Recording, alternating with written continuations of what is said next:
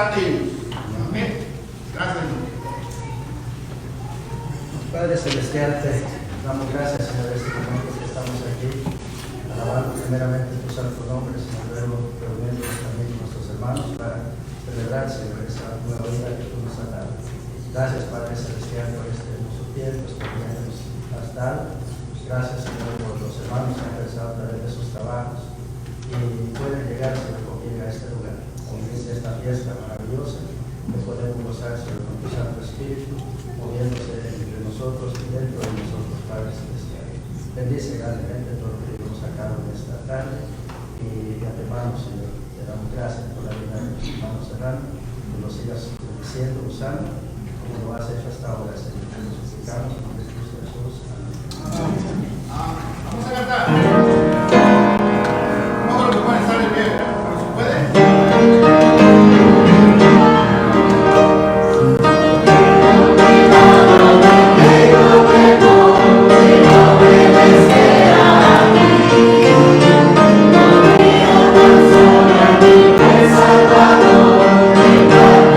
Siempre de mí, vivo por fe.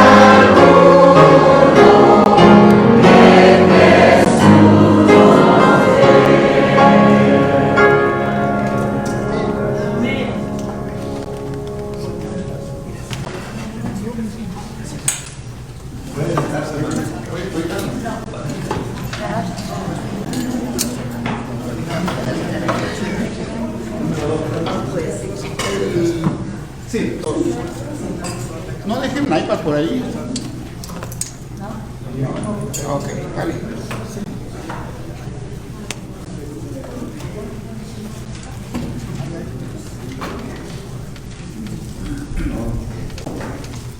Bienvenidos y gracias por la sorpresa. Anoche fue sorpresa porque estuvimos aquí y estaba la mesa arreglada para allá. Y dije, ¿por qué están las mesas así? Lo que le pregunté al hermano, me dice, ¿quiere lo que ponemos? No, nos sirven para mañana, así se sirven para que tomen nota del ser humano. Bueno, pero todavía no tenía idea hasta que el hermano Serrano me dijo que venía esta tarde.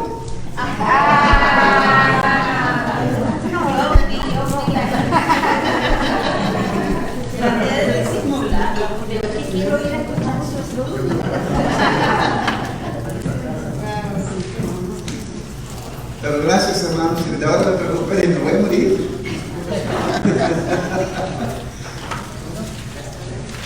Bienvenidos. Bueno, originalmente esto es de 7 páginas para ustedes. Y me dice hermana Irene, esto va a ser grande, hermano, va a ser un libreto. Bueno, vamos a tratar de resolver este camino y lo resolvimos.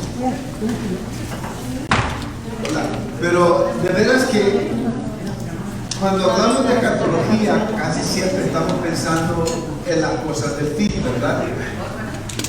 Y nosotros queremos saber cuándo va a ser, porque a veces le preguntaron también, ¿no? Señores, ¿ahora cuándo tú vas a hacer las cosas? No les toca a ustedes, dijo el Señor, conocer los tiempos y las sesiones. Pero sí da poder cuando hay cosas. Aquí hay asientos, hermanos. Miren. Aquí también. Esta es una conversación. ¿Saben de quién es esta conversación?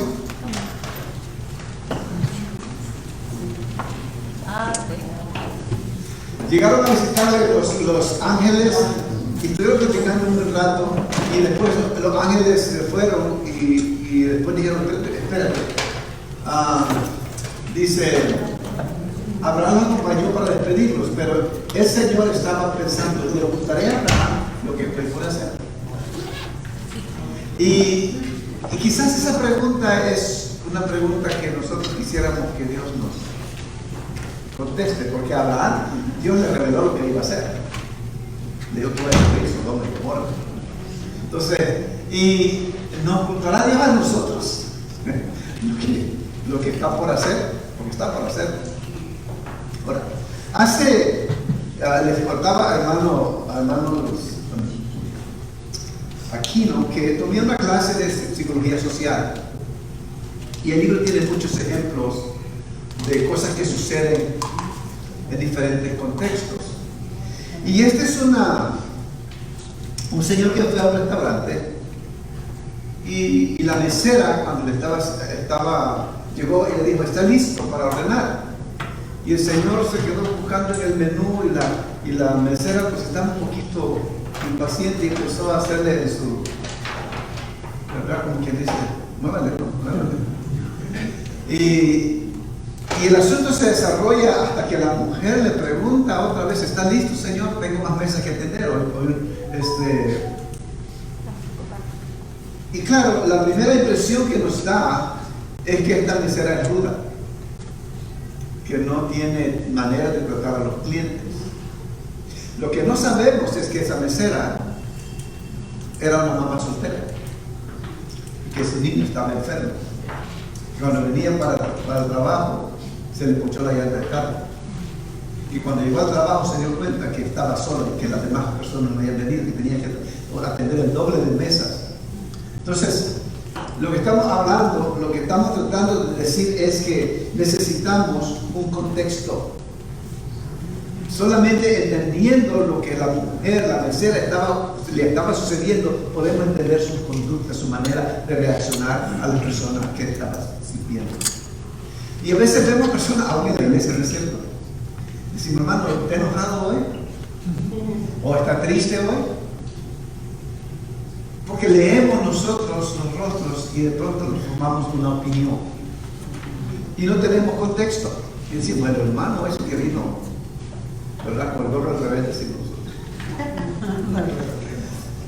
pero no sabemos todo lo que ha estado pasando tras el evento que ha estado ocurriendo en su vida antes de entrar en contacto con nosotros. Entonces, cuando hablamos de escatología, tenemos que tener el contexto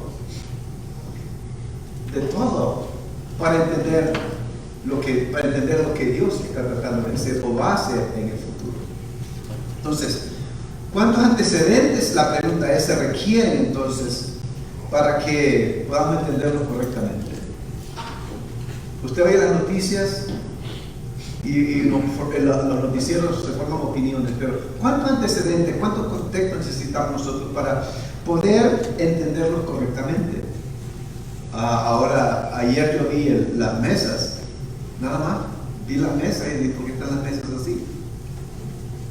Claro, sabía lo que te pregunté, sabía, yo creo, nada más que pues se hicieron estimulados. Pero el hermano me dice, hermano Iván, me dice, el hermano Manny dijo que nos pusiéramos, está en el talón del hermano Manny, digo, tiene mi salud. El hermano Manny no está. Entonces, pero entonces no tenía yo contexto. No tenía contexto cuando estaba cuestionando o preguntando por qué estaban las mesas así. No tenía contexto. Entonces, ¿cuánto antecedente necesitamos para entender? Ahora entiendo, ya la respuesta está toda, ¿verdad? Fácil. Bueno, entonces, muchas veces nosotros, como les decía, queremos comenzar con la escatología al final de los tiempos, porque escatología es eso, ¿no? Escatología habla del final de los tiempos. Pero realmente la escatología debe comenzar con el principio de los tiempos, no con el final de los tiempos. No comienza con las cosas creadas o con la historia, sino con el Creador. Todo comienza ahí. El carácter y la divinidad de Dios son la base para hacer sentido de la creación, de esta creación y la nueva creación. El Dios Trino es el comienzo y es el fin de todas las cosas. Dios es la medida para discernir la verdad. Entonces, en vez de comenzar con las cosas del fin, la escatología comienza con aquel que es el comienzo y fin de la creación, es decir, con Dios y las intenciones de Dios para la creación desde el comienzo. ¿Qué piensan de esa declaración? Porque quizás hasta ahora ustedes y yo estamos considerando la escatología desde el punto de vista del comienzo, no del fin. ¿Qué piensas de esa declaración? En vez de comenzar con las cosas del fin, debemos de comenzar con aquel que es el comienzo y el fin de la creación. No es fácil de entender, Sí. Tenemos que tener el contexto para el final. Es lo que estamos buscando, ¿no? El contexto para el final. Entonces, la creación, por lo tanto, tiene un propósito. Dios es la base para su autorrevelación hacia nosotros. Él se revela hacia nosotros y se revela de muchas maneras. Él está interactivo en el mundo y Dios está continuamente involucrado en este mundo que creó. Es decir, Él no creó y se olvidó. Algunos creen eso, que sí, Dios creó el mundo, pero pues lo dejó. Y ahí el mundo va a su manera. Pero por ejemplo, Dios está involucrado dando vida. Dios está participando en el diálogo. Precisamente lo que leíamos cuando está hablando con Abraham. Voy a ocultarle a mi siervo. Está en el diálogo. Está ofreciendo dirección. En la noche, con un pilar de fuego. En el día, con nube. A través del Espíritu. Dios está obrando. Está salvando. Está corrigiendo a través de precauciones y disciplina. Está entrando en pacto con la misma creación de Dios. Así que Dios está involucrado en la creación, pero hablamos del propósito de la creación. Entonces, la creación no fue creada nada más. Creo que también yo mencioné, Dios no está buscando algo, no creó al hombre para tener algo que salvar, sino que creó al hombre con un propósito, tener comunión íntima con él. Sin embargo, se perdió con la caída. Entonces, Desde el principio y hasta el fin, el Dios vivo se relaciona con el mundo de manera recíproca. ¿Qué quiere decir eso?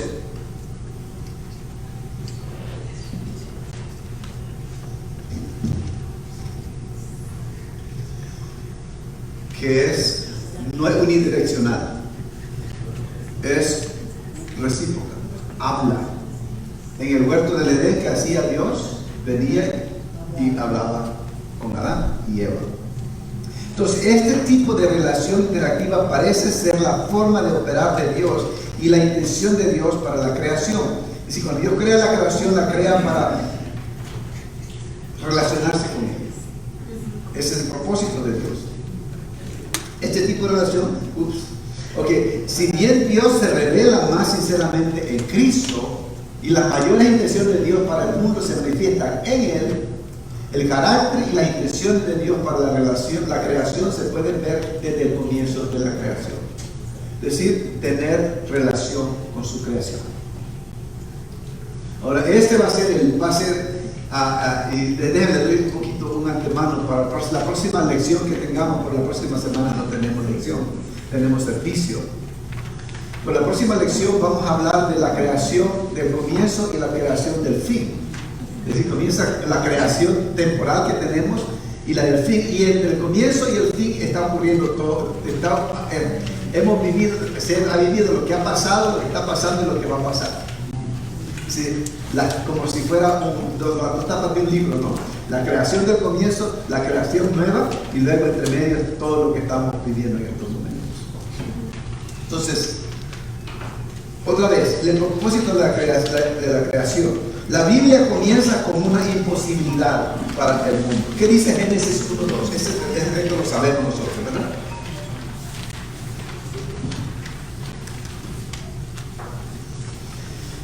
Y la tierra estaba como eso dice, ¿verdad? Comienza con una imposibilidad. El mundo estaba desordenado y vacío. Y creo que eso debe confortarnos a nosotros. Porque Dios es el Dios que puede ordenar el caos. Dios puede organizarlo todo. No importa qué imposible parezca para nosotros, Dios tiene el poder para organizar las cosas en nuestra vida y en nuestro contorno. Entonces, usa la palabra hebrea como desordenado o sin forma. La tierra estaba desordenada y sin forma. Es una palabra hebrea que quiere decir un lugar árido o desértica. Entonces, la tierra, según el Génesis 2, estaba desértica, estaba desolada. Y la palabra para vacío es la palabra que en hebrea que quiere decir sin, que significa vacío, desordenado o deshabitado. Estaba vacía, estaba deshabitada, entonces estaba árida y estaba deshabitada. Ese es el mundo con el que Dios comienza y lo ordena y le da vida, lo pone en marcha. Qué bueno. Entonces no solamente es ese que uno comienza como un caos, sino que también está totalmente oscuro y debajo de aguas. Y el Espíritu de Dios, dice, se movía, y las tinieblas estaban sobre las aguas, ¿sí dice? Y el Espíritu se movía sobre la superficie de las aguas. Y fue fue la tarde y la mañana del día primero. Ahí, por ahí va. Creo que eso es por ahí. ¿Sí? ¿Sí? ¿Está bien? ¿Alguien lo vio? ¿Alguien me lo vio? ¿No? Sí, eso dice. Ok, entonces, ninguna cantidad de espera podría aumentar jamás la población de cero sin que Dios interviniera con luz, reorganización, cultivo, vivificación por el Espíritu de Dios. Sí. Tenemos un mundo en caos, un mundo desértico, un mundo deshabitado. ¿Deshabitado está bien? Y con eso comienza Dios. Ahora, donde no hay vida no puede producirse vida, a menos que Dios interviniera con luz, reorganización, cultivo, vivificación por el Espíritu de Dios. Y el Espíritu de Dios se movía sobre la faz de las aguas, y fue la tarde y la mañana del día primero. Comentarios.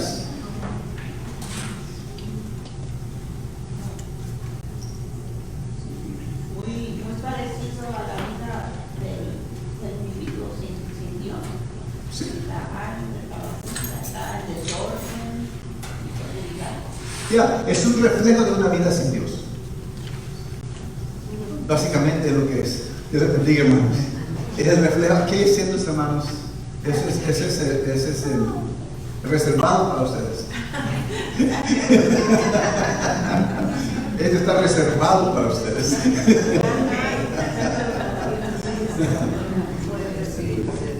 Sí, sí, realmente cuando estamos sin Dios, nuestra vida no hay vida, pues en nosotros. La Biblia dice que estamos muertos en delitos y pecados, ¿verdad? Entonces, lo primero que escuchamos de Dios en esta circunstancia espiritual es que Dios está presente con lo imposible. El Espíritu de Dios se movía sobre la superficie de las aguas. Y saber que el Espíritu de Dios continúa moviéndose todavía. Y todavía está encontrando vida con caos, y arreglando vidas, restaurando vidas, dando vida a vidas que no tienen en este momento aliento de vida espiritual. Entonces, la gracia del Espíritu y la palabra de Dios invocan la respuesta de la creación en formas que reflejan el propio carácter de Dios. Por ejemplo, las aguas son llamadas a apartarse para el beneficio de la tierra, que separen las aguas de las aguas y que brote la tierra seca, dice, ¿verdad? Las luces en el cielo, la vegetación, todo va poco a poco organizándose. Incluso los humanos se nos da la tarea de beneficiar la tierra y a sus habitantes. Así que Dios no opera en Génesis 1 para Dios mismo. Nada de lo que Dios crea es creado para operar para sí mismo. Es decir, Dios crea no para sí mismo, sino para el beneficio de Él. Y esto va a ser en parte un reflejo de nosotros. Nacemos del amor divino que se da de sí mismo y que nutre a los demás, con la intención de reflejar ese mismo amor. Nuestra vida se parece al dador de la vida. Entonces, ese es el propósito. Ahora, la gracia creadora de Dios fomenta una comunidad de amor que produce una comunidad de autoexpresión. Ahora, lo que vamos a irnos viendo poco a poco es que Dios no crea una maquinaria. Recuerda que hablamos de reciprocidad al principio. Dios no crea una máquina como el reloj, que lo crearon para que funcione de cierta manera y de esa manera va a funcionar. La creación no es algo mecánico, es lo que estamos viendo. Entonces, fomenta una comunidad de amor que produce una comunidad de autoexpresión. Entonces, hablando de los humanos, estamos para formar esa comunidad. Pero además de eso, por ejemplo, Dios dice, sean las aguas, sea la tierra, y luego bendice. La gracia vivificante del Espíritu y la palabra evoca pronta respuesta de la creación. Conforme Dios habla, la creación responde.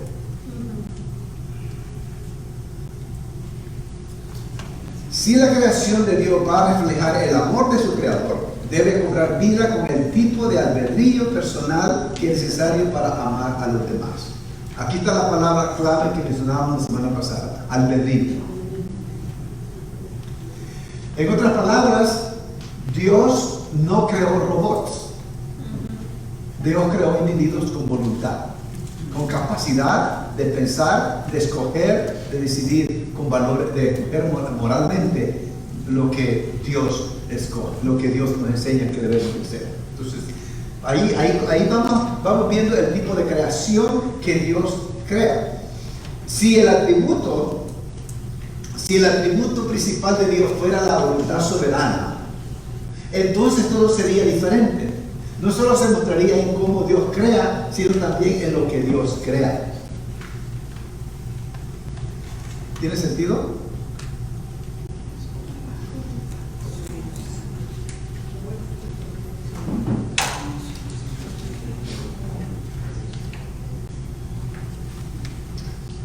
En otras palabras, si Dios crea todo dentro de la voluntad incuestionable de Dios, entonces básicamente lo que estamos diciendo es que no necesita la cooperación nuestra. No necesita respuesta nuestra porque ya Dios lo hizo. Y es lo que estábamos hablando de la semana pasada cuando dijimos del tulip, ¿se acuerdan? Lo que vieron. Cuando la diferencia otra vez entre calvinismo y wesleyanismo es que el calvinismo enfatiza la soberanía de Dios. En otras palabras, Dios es soberano y determinó quién se condena y quién se salva y punto, porque Él es soberano. Ese es el principio calvinista. El principio wesleyano enfatiza el amor de Dios. Entonces, diferenciamos entre qué aspecto de Dios enfatizamos. Nosotros enfatizamos el amor de Dios, y eso incluye la salvación disponible para todos. De tal manera amó Dios al mundo. Dios no quiere que nadie se pierda. Todo aquel que invoque el nombre del Señor será salvo. Entonces, nosotros creemos en el amor, creemos en la soberanía de Dios. Él es soberano, Él creó como creó. Es decir, nadie le dio un plan cómo crear. Él creó. Y más ella pregunta muchas veces, ¿dónde estaban ustedes? ¿Dónde estaban tú? Cuando yo empecé a hacer, cuando puse la base para acá, y el sabio dice, con sabiduría Dios fundó la tierra, con sabiduría hizo todas estas cosas. Entonces, si el atributo principal de Dios fuera la voluntad soberana, en otras palabras, Él hizo todo para que funcione como Él dijo, no necesita nuestra participación. ¿Para qué? Es decir, nosotros no tendríamos la opción de recibir o rechazar a Dios, porque ya Dios lo predeterminó ese momento. Y lo que hemos visto es que Dios hace una creación para que nosotros podamos relacionarnos con Dios y responder a Dios dentro de ese libre albedrío que Dios nos ha dado. Ok. Entonces, hay algunos ejemplos que podemos ver. Por ejemplo, cuando Adán nombra a los animales, Dios no dijo, cuando dijo al hipopótamo, no, Dios no dejó que le pusiera hipopótamo al hipopótamo. Y el hermano Ari decía, ¿tú sabes por qué le puso a Adán hipopótamo al hipopótamo? Porque parece hipopótamo. Decía, porque parecía hipopótamo.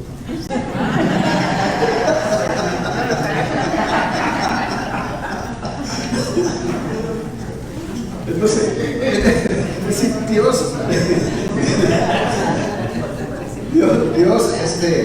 usa el libre albedrío cuando, por ejemplo, Abraham y Sara, ¿recuerdan a Abraham y Sara? Dios les había prometido que iban a tener un hijo.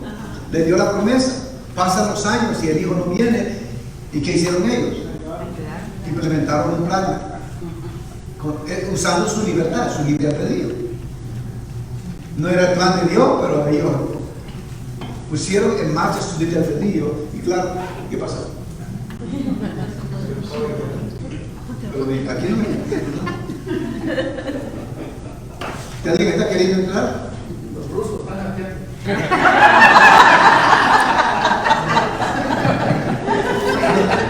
No, la pregunta es si alguien está tratando de conectar a este cosa que lo está dando. ¿No? ¿Cómo le hago, hermano? No. ¿Qué le hago, sí?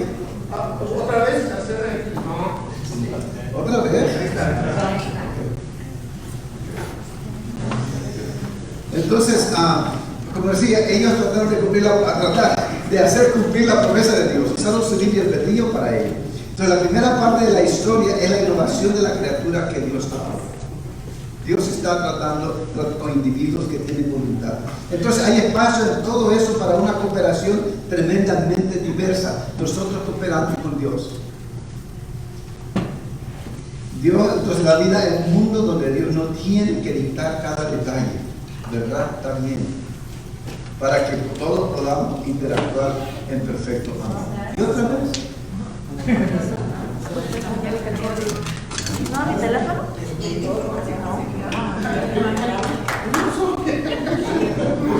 Es mi cumpleaños. Ya se acabó la batería.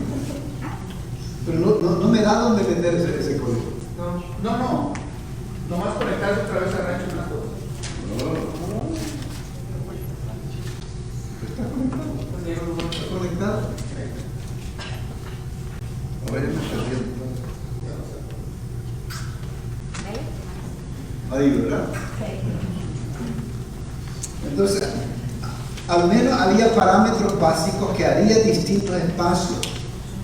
La tierra, el mar, el aire, los tiempos, días, noches, estaciones y funciones para las cosas. Sin embargo, dentro de esos parámetros los detalles no suelen dictarse.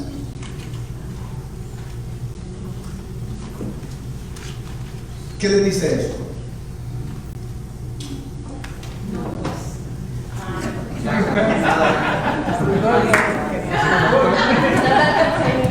Repito, ¿qué estás haciendo ahí?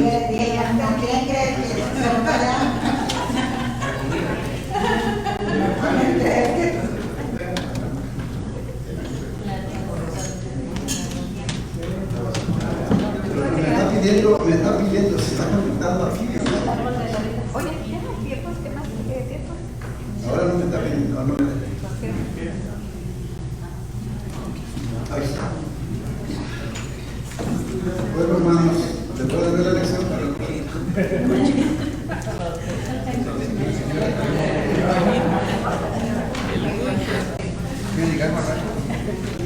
¿Qué quiere decir eso? Que había parámetros básicos.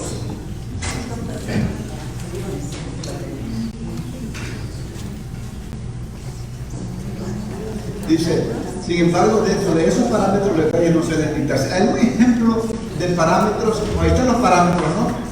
Había distintos espacios, tierra, mar, aire, tiempos, días, noches, estaciones y funciones, parámetros. Y luego, sin embargo, los parámetros no se dictan los detalles. Es cuando hablamos de la inspiración de las Escrituras, nosotros hablamos de creemos en la inspiración plenaria de la Escritura. En otras palabras, no creemos que la Biblia fue dictada palabra por palabra. Creemos que Dios inspiró a los hombres, como dice el apóstol Pedro, y ellos hablaron inspirados por el Espíritu Santo el mensaje que Dios les dio. Y lo pusieron en su propio lenguaje. Es como si yo le doy un mensaje a Pedro, que me da el mensaje a mí, y yo lo llevo. No voy a repetir exactamente las mismas palabras, pero voy a llevar el mensaje. Entonces, esto es similar a lo que estoy diciendo, ¿verdad? Es como nosotros en casa, a veces viene una persona a ayudarnos con nuestro hijo y yo le digo, mira, esto es como yo lo hago, no es como se hace. ¿Ves? Porque cada quien tiene una manera de hacerlo, pero esto es como yo lo hago. Entonces, cuando es exactamente lo que está diciendo. Están los parámetros, pero no estamos diciendo los detalles, tiene que hacer aquí, porque sería, entonces no habría lugar para nosotros usar ese aspecto creativo con que Dios nos creó. Okay. Entonces, interesantemente, ahora ya no quiere caminar tampoco. Estaba el árbol de la vida y el árbol del conocimiento del bien y del mal. Estos árboles tenían una función prominente en el diseño de Dios para la vida en el jardín. Probablemente ustedes hoy van a descubrir que no era manzana, ni mango, ni piña.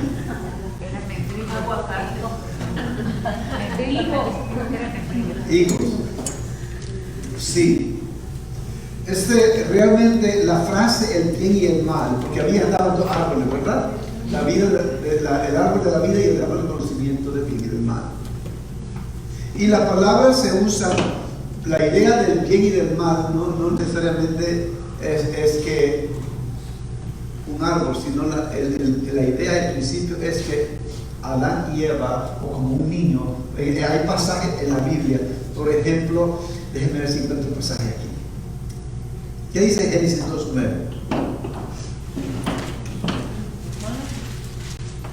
Deuteronomio 1:39. Alguien lea Deuteronomio 1:39, rápido.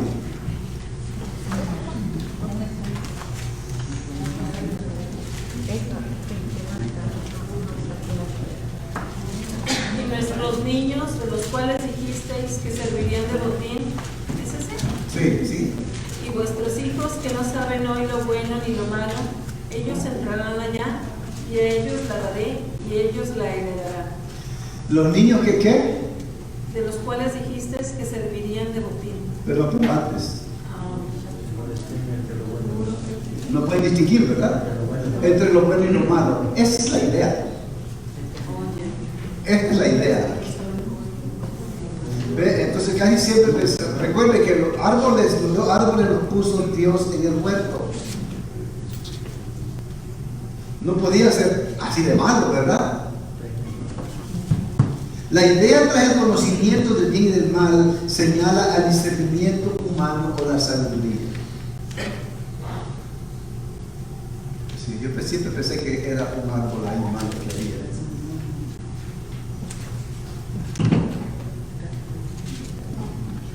Es decir, el discernimiento es una buena característica que debe tener la humanidad si Dios está abriendo espacio para que haga buenas contribuciones. Estos pasajes que leímos explican la dinámica de los dos árboles en la perfección del jardín de Dios. Los humanos fueron creados para convertirse en criaturas sabias y perspicaces.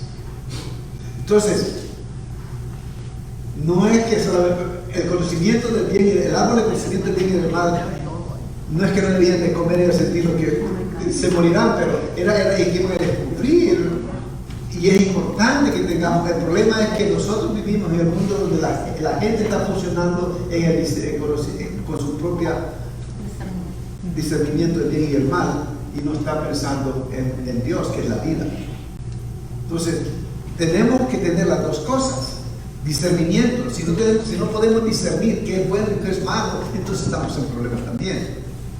El problema es que no estamos supuestos nosotros a depender nada más de nuestro propio conocimiento sin depender de la vida, que es Dios mismo. Es un poquito diferente de lo que quizás ustedes hemos estado expuestos en cuanto a eso. Pero, ¿algún comentario? Aquí tenemos teólogos y si me enredan, pues me ayudan a enredar. A ver. Ahí entra la ley moral. ¿Ah? La ley moral. Claro. Entonces, tenemos dos árboles de la vida y el bien y el mal. Debemos de saber el bien y el mal. El problema es que a veces nosotros nos guiamos nada más por esto. Yo sé lo que es bueno, yo sé lo que es malo, y nos olvidamos del árbol de la vida. Entonces, Dios nos da el discernimiento como una buena característica de la creación, pero no debemos de vivir de ese fruto del conocimiento del bien y del mal.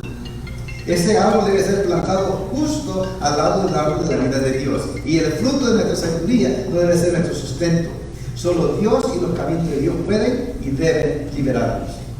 Salomón nos habla de que no seamos sabios en nuestra propia opinión, ¿verdad? Que temamos a Jehová y no apartemos del mal. Dios es nuestra fuente, nuestra dirección y nuestro fin. Entonces, cuando hablamos del conocimiento del bien y del mal, entonces estamos hablando de que a veces nosotros simple y sencillamente queremos vivir dirigidos por nuestro propio concepto de bien y mal. Y ese no debe ser nuestro sustento. Nuestro sustento debe ser la vida que representa a Dios.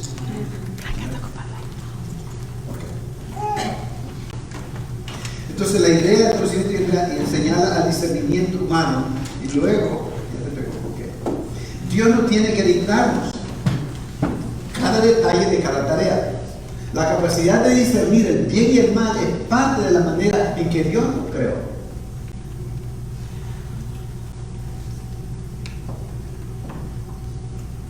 ¿Ustedes están de acuerdo con eso? Entonces, cuando vemos, creo que el concepto cambia un poquito, ¿no?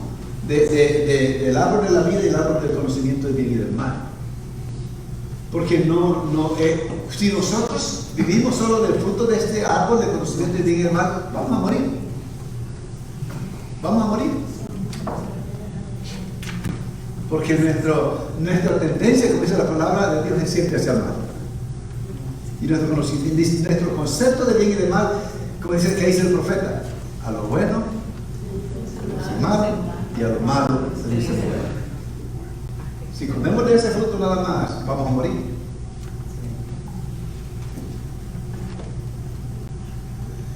Y la idea es que Dios no tiene que dictarnos cada detalle de cada tarea. La capacidad de discernir el bien y el mal es parte de la manera en que Dios nos creó. Y esto es lo que nosotros llamamos, por supuesto, la idea del libre albedrío, ¿no? Esa es parte del libre albedrío, porque Dios nos abre la fuente de salvación y nosotros decidimos tomar esa fuente o no tomar esa fuente. Ahora, nuestros hermanos calvinistas van a decir, no, es que tú no fuiste predestinado para tomar esa fuente, así que a lo que tú quieras. Tú no eres llamado a tomar esa fuente. Y esa es la idea de la soberanía de Dios. Todo está predeterminado según la soberanía de Dios.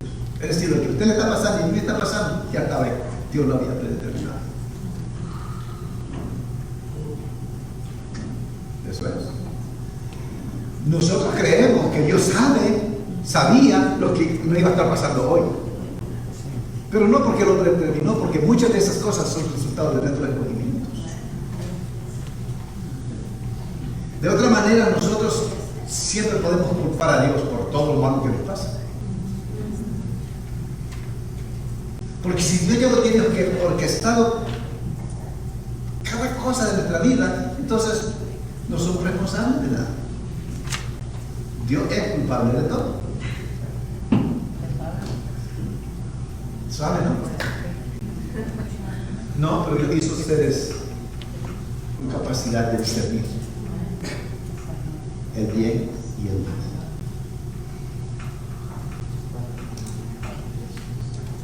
Dice, ¿qué tiene que ver esto con escatología?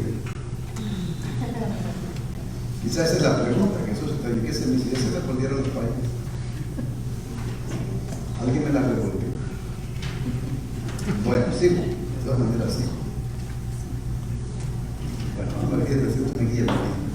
La implicación entre la escatología. Entonces dijimos que la escatología trata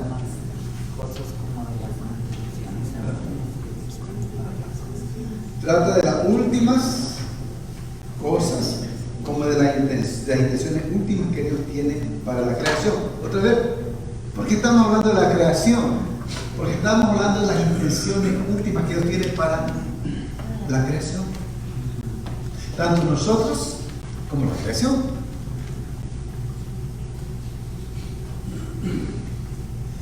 Entonces es difícil que los eventos tengan sentido sin un contexto de antecedentes. Por eso es que lo que estamos viendo ahora es el contexto para lo que Dios quiere hacer.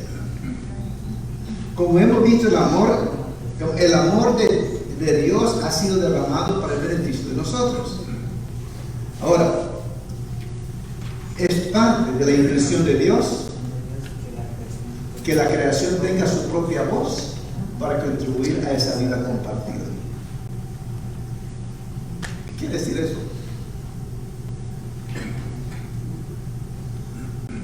Que nosotros tengamos nuestra propia voz. Nosotros podemos escoger tener una vida de comunidad bonita aquí, armoniosa, o no. Entonces, la idea de ver la escatología desde la perspectiva del comienzo, entonces eso nos da una idea de lo que Dios planeó y hacia dónde nos dirigimos de sus planes futuros. Porque yo pienso que los planes de Dios han sido, digamos, fueron alterados, pero no eliminados. Como les dije una vez, ¿verdad? Cuando me entrar. Yo decía, mis planes fueron alterados, mis planes para mi vida fueron alterados, pero no los planes de Dios para mi vida. Entonces, la intención de Dios sigue siendo una tierra armoniosa, una creación en armonía, que funcione y se mueva en armonía. La creación está destinada a expresarse sus propios actos de amor habilitados por Dios. No tiene que haber un guión que Dios ha escrito con detalles precisos.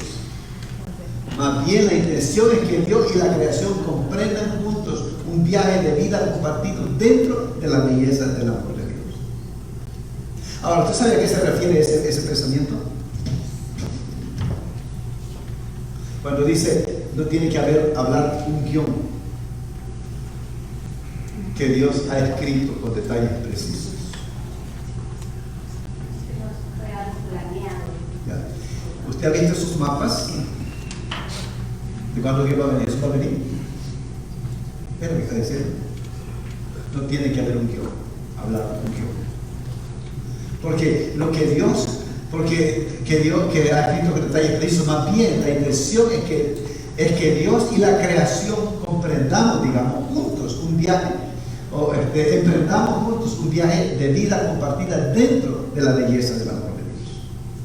Entonces nos estamos moviendo en la dirección que Dios quiere llevarnos. No, es decir, no estamos nosotros por eso es que vamos a estudiarlo, porque alguien me pidió, el hermano mencionó, se llaman cuando hablamos de los iones la semana pasada, usted mencionó, ¿cómo se llama? Dispensación. ¿Ah? Dispensación. Dispensaciones. Por eso es que las dispensaciones, otra vez, enmarcan a Dios. Y las vamos a estudiar porque es bueno tener conocimiento de todas las cosas, es bueno. Pero esto no es dispensacionalista. Esto no es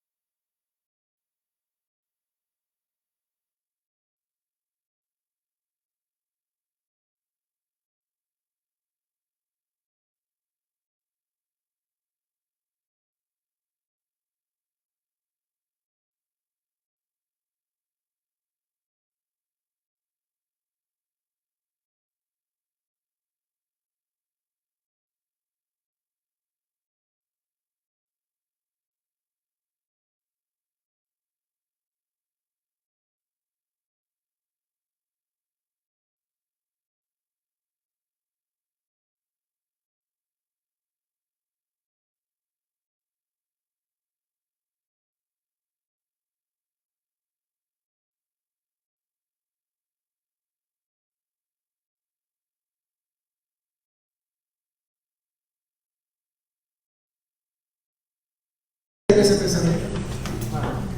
Las tinieblas dan paso a rayos de santidad, de luz a medida que se derraman sobre los corazones de los hombres, donde prevalece la santidad, se restaura el paraíso, se recupera la impresión de la imagen divina, se recibe el reino de los cielos y los corazones humanos se llenan de la luz y la gloria de Dios. Qué precioso. Ahí está. Donde prevalece la santidad, se restaura el paraíso. Eso es lo que es el paraíso. Se recupera la impresión de la imagen divina. Fuimos creados a la imagen y semejanza de Dios. Se recibe el reino de los cielos y los corazones humanos se llenan de luz y gloria. Y de la luz y la gloria de Dios. ¿Tendré otro pensamiento? ¿Alguien más quiere leer el pensamiento? Y ese es el último. El propósito de Dios es llamar a ser y encontrar un lugar en la comunión de una comunidad que Dios se da a sí mismo para disfrutar el amor que Dios tiene en sí mismo como Padre, Hijo y Espíritu Santo. Dios está creando un templo, una morada para estar con nosotros y para nosotros. Amén. Entonces, lo que nos está llamando es a vivir ahora esta realidad. La vida santa y tener en esa comunidad que Dios se da a sí mismo para disfrutar de el amor que Dios tiene en sí mismo como Padre y Espíritu Santo. Es decir, cuando estudiamos la Trinidad es un concepto de comunidad, Padre, Hijo y Espíritu Santo. Es una unidad perfecta que es el modelo para nosotros, la iglesia. Es decir, el Padre es el Creador, el Hijo es el Salvador, el Espíritu Santo es el santificador. Pero esa armonía entre ellos es tan perfecta que es el modelo para nosotros. Entonces, cuando hablamos de la Trinidad, es más que un concepto, es un modelo para nosotros, la iglesia, vivir una vida de armonía, de unidad y ojalá fuera perfecta. Como digan ellos, pero podemos tratar con la ayuda de Dios hacer lo mejor que podamos. Bueno, no preguntaron qué bueno.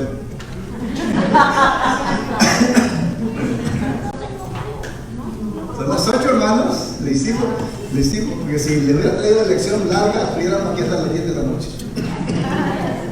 Pero la logramos simplificar. ¿Oramos? Amante Padre, te damos gracias por este momento, Señor, en tu presencia, por tu palabra. Gracias por haber creado el mundo como lo creaste y gracias porque tus planes para este mundo no han cambiado. Ayúdanos a responder a ese amor, a esa invitación tuya, Señor, a vivir como una comunidad cristiana que es modelada por la Santísima Trinidad. Bendice, Señor, la iglesia. Ayúdanos a caminar en nuestra jornada, sabiendo, Señor, que tú vas con nosotros, vas delante de nosotros, vas sobre nosotros, vas detrás de nosotros y en nosotros. Y, Señor, te damos gracias por eso. Bendice de una manera muy especial a cada uno de los que estamos aquí.